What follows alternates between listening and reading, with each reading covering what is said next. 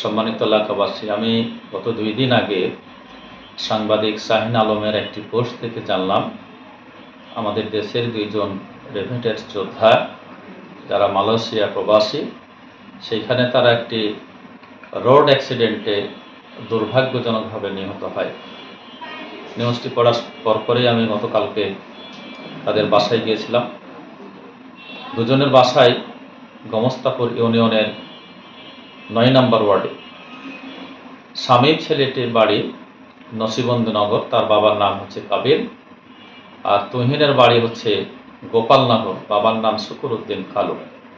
শামীম সরাসরি আমি যে কলেজে শিক্ষকতা করি সেই কলেজের ছাত্র ছিল, তার বাবা একজন ভ্যান চালক। তুহিনের পরিবারে গিয়ে দেখলাম আরও একটি হৃদয় বিদারক ঘটনা।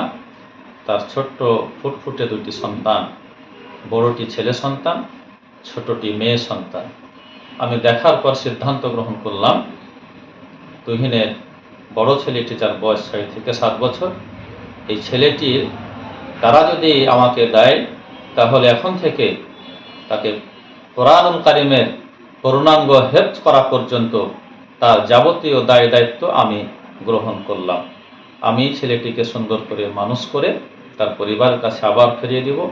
একজন আয় রোজগার করা সামর্থ্যবান ব্যক্তি হিসেবে এবং সমাজের একজন আলোকিত মানুষ হিসেবে তাদেরকে তৈরি করে দেওয়ার সিদ্ধান্ত গ্রহণ করেছি। মহান আল্লাহ তাআলা যেন আমাকে এই কাজে সহযোগিতা করেন। আপনারা সকলেই আমার জন্য দোয়া করবেন। আল্লাহুম্মা আমিন।